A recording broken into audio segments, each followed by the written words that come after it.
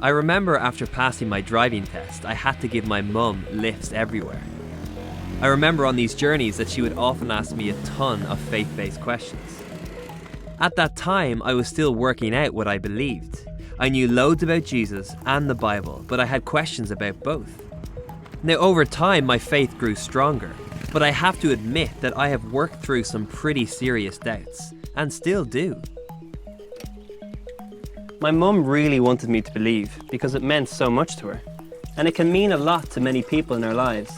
And so when we struggle with faith, it can sometimes feel like we're letting them down.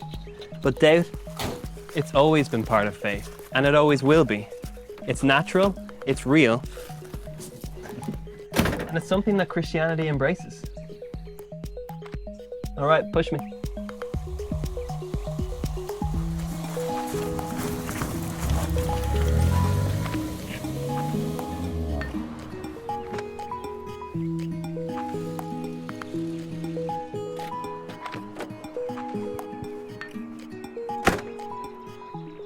After Jesus rose from the dead, he walked from his tomb and he appeared to his disciples. Well, most of his disciples. When they saw him, they were blown away. Their tears of grief became tears of joy. They saw the holes in his hand and in his side. They heard his voice, and their faith was restored. One disciple was not there. His name was Thomas. Over the next few days, the disciples would come to Thomas and tell him their story, what they had seen, what they had heard, and what they had felt. But Thomas said, "Unless I see the nail marks in his hands, and put my finger where the nails were, and put my hand into his side, I will not believe." Too often when people have been teaching this story, they talk about Thomas in harsh and unfair terms. They call him Doubting Thomas and say that he should have just obeyed and believed. But let's put ourselves in Thomas's shoes, or sandals. If you or I lost someone that we loved, and our family came to us and said, "You'll never guess what, they are back. They died, but are alive again."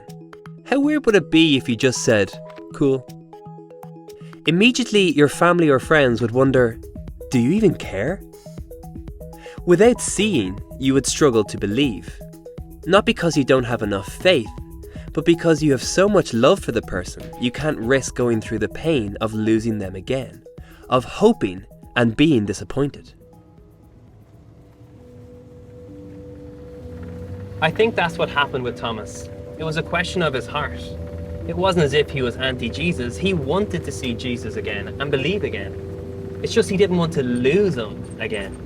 And Jesus was so considerate to Thomas. He appeared to him in person, and he didn't criticize him for not believing. He didn't give him a list of reasons for why he should have believed. He said, "Here, touch my wounds. Touch the places where the nails have pierced." He gave Thomas the opportunity to believe again, to hope again. I love that Jesus chose compassion over criticism.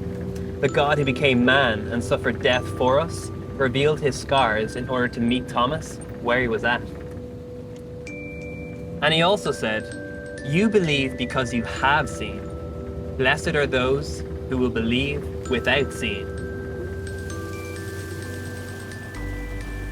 When Jesus said this, he was talking about us, people today. He was saying he knows how hard it can be to believe, how hard it can be to hope. But I love this encounter, and I can relate to it so well. I think many of us can. Jesus set Thomas free from the need to pretend that he had no doubts.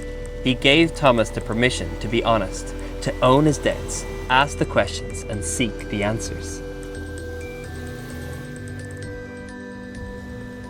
In one sense, we can never truly know what Jesus was like, as we weren't there 2,000 years ago.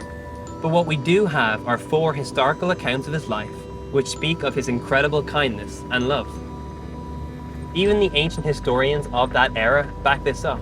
The historians Pliny and Lucian record him as a wise and well-respected teacher, while Josephus even talks about his wonderful works. Some say that Jesus was just a wise man, a great religious teacher. But no wise man has ever claimed to have the authority to forgive sins like Jesus did with the woman caught in adultery. And no wise man has ever known, in advance, the inner details about countless people like Jesus showed with the suffering woman. And no wise man has ever risen from the dead, sought out his most doubting and hurting followers, showed them his wounded hands and feet, and whispered to them and said, "Believe me, it's true."